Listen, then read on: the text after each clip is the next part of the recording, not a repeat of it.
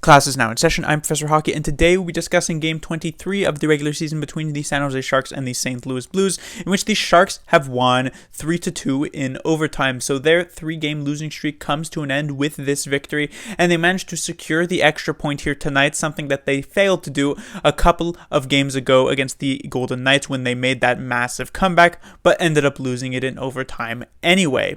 This game started off as the previous few games had started off. It was the St. Louis Blues scoring the first goal of this game, and the Sharks would actually end up going scoreless in the first period, with the Blues' only goal coming from Mikkola in that first 20 minutes. Come second period, though, the Sharks would manage to get the game-tying goal from Vlasic, his first of the season, but then near the end of the second period, the Blues would once again take back the lead. That would come from Brayden Schenn, and it would be 2-1 St. Louis after 40. So the Sharks would once again be tasked with having to make the comeback. Would they do like they did against the Golden Knights and the Avalanche in their first games against those two teams in their little back-to-backs with them, or would they end up doing as they did in the second game against those teams, where I guess technically they couldn't get shut out at that point since Vlasic has already scored a goal, but basically saying that they wouldn't end up staging the comeback? Well, it ended up being a comeback time tonight, as Couture on the power play would manage to tie up the game, his 13th of the year, which is extremely impressive. Of course, 13, to put that in perspective, of a 56-game season, that would put him on pace for around 40-45 goals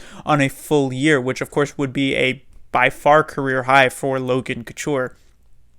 And then we would head to the overtime after these 60 minutes were done, and it looked like the Sharks could be in a bit of trouble, a bit of sloppy play early on in the overtime. Couture gets caught flat-footed, which allowed for what seemed like a potential 2-on-1 for the St. Louis Blues, but O'Reilly ends up playing it a bit differently, sort of cuts to the middle, then tries to go around Dubnik, and Dubnik plays, instead of playing to make the save, decides to play the body instead, and actually sort of kind of gives a push and a bit of interference with Ryan O'Reilly, who is holding this puck, causes him to lose it. Erik Karlsson picks it up, transitions it the other way, pass over to Evander Kane, who has a lot of time and space to make a shot. And of course, Kane, with the shot he has, manages to make the Blues pay, and the Sharks get the extra point.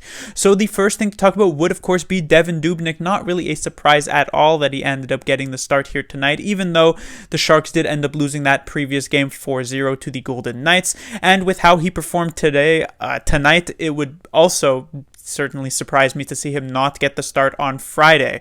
It should be noted, though, that the Sharks on Friday, that is their next game, but they also play the day after that on Saturday, so technically it is possible for Jones to get the Friday game, since I suspect he will get one of the two. And Dubnik was actually pretty good tonight. The first goal from Mikkola, I think it may have been deflected. If it wasn't deflected, yeah, you could say Dubnik probably should have had that one, but I do think it was, though it was a bit close to call. Didn't have too much of a chance on the Brayden Schenn goal, and otherwise was pretty good. As I said, very nice play in the overtime to get that puck away from Ryan O'Reilly. And I think the big thing for Devin Dubnik here tonight, it was something that I criticized him a lot on during his previous games, which that he always seemed kind of shaky in the net. There were big rebounds. He kind of was flopping all over the place, and a lot of the pucks that came on net seemed way too close for comfort, even if they didn't actually go in. But I thought Dubnik stayed very composed here tonight. Obviously, the glove side, you can say, is still somewhat weak for Dubnik. I don't think that's going to be something that changes, and I'm not saying Dubnik is now suddenly going to become a huge consistent force for the San Jose Sharks and solidify himself as the starting goaltender for this team this season. I'm definitely not saying that. I'm just saying that there were notable improvements to the game here tonight for Devin Dubnik compared to, let's say, his previous really good start, which was, let's say, a few weeks ago against the Anaheim Ducks, where he only let in one goal during regulation, which was a game that I felt as though he was kind of lucky to have only given up one goal there. I feel like there were a lot better fundamentals here tonight for Devin Dubnik.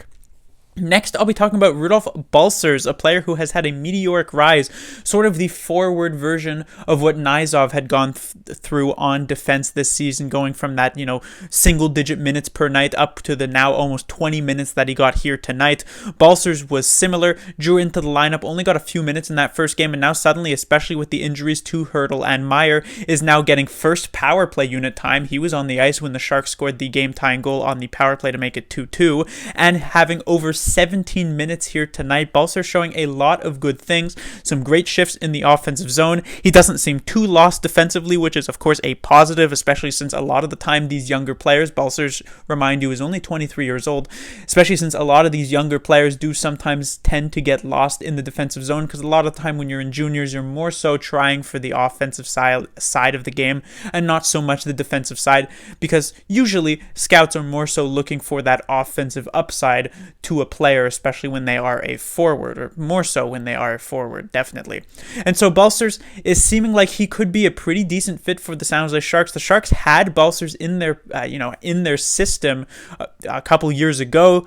They had drafted him originally, but he was traded away in the Erik Karlsson trade. But luckily enough, the Ottawa Senators decided to waive Rudolph Balcers, surprisingly, near the start of this season. And the Sharks picked him up, snatched him right there, then and there. They had one of the first choices on the waiver wire, of course, considering they finished so low in the standings last season. And they managed to get him. And he's been a very good force for the San Jose Sharks in that regard. We'll see where he lands in the lineup when Meyer and Hertl both return.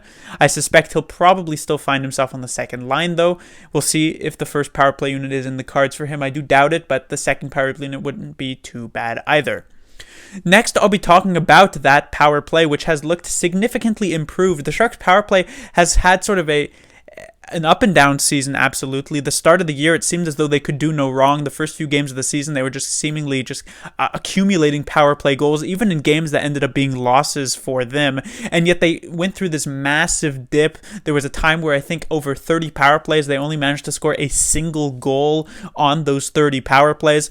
But recently, in the past few games, I do think it has been showing some signs of life. Not only has been chipping in a few more goals, but even in the power plays that don't actually manage to generate an actual goal, they have been looking a lot better. And I don't want to say this is necessarily entirely because of this, but I do think that the addition of Erik Karlsson on the top power play unit instead of Brent Burns has actually done a lot of good for the San Jose Sharks. As I've already mentioned time and time again, Erik Karlsson has been significantly better. And even though I'm not going to talk about him too much tonight, I should say Karlsson, another very nice night offensively here, and also a very nice night defensively. But I do think the first power play unit has absolutely benefited from number 65's appearance in that regard. And the second power play unit, while still not fantastic, I don't think that's necessarily Burns' fault considering the personnel. No offense to some of those Sharks players, but considering the personnel that the Sharks are working with on the second power play unit, it's not necessarily expected to be one that pots a goal every other game. And so the power play, it's nice to see some very, very notable improvements to it over these past few games.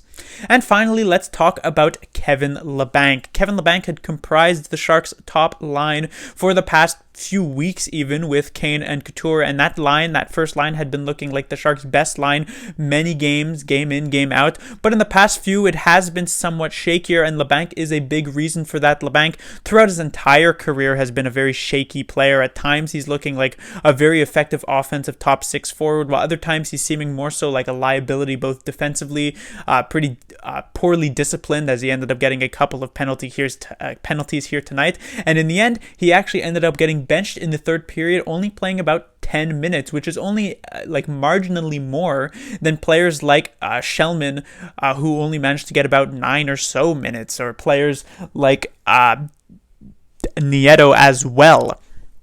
And so we'll see where Labanc actually ends up landing next game. It's possible that he does retain his top spot on the top line with the San Jose Sharks, just because they don't necessarily have that many fantastic options for that spot. However, here tonight we saw that it was John Leonard getting shifts with both Logan Couture and Evander Kane, and that could be something that sticks. There was definitely a lack of chemistry between those three players here tonight, but considering that the Sharks do not play for another 3 days until Friday, those could be 3 days used to potentially build up some chemistry between those three players if Booner wants to go that route. But that will do it for this review. The Sharks will be back in action, as I said, on Friday, as they'll take on the Anaheim Ducks. Finally, a team that is maybe a bit more within the Sharks' sort of wheelhouse, I guess you could say. Their past few games have been against teams like the Golden Knights, the Colorado Avalanche, and the St. Louis Blues, three very, very good teams. And the Anaheim Ducks definitely more so at the Sharks' level, at least at the moment. And we'll see if the Sharks can get the 2 points there. Those are going to be the most important 2 points that the Sharks can get during the season, because they're going to be direct competitors with the Anaheim Ducks to try and potentially get a final playoff spot, though that does, is beginning to see somewhat more out of reach, even though we haven't even reached the halfway point of the season yet. Class dismissed.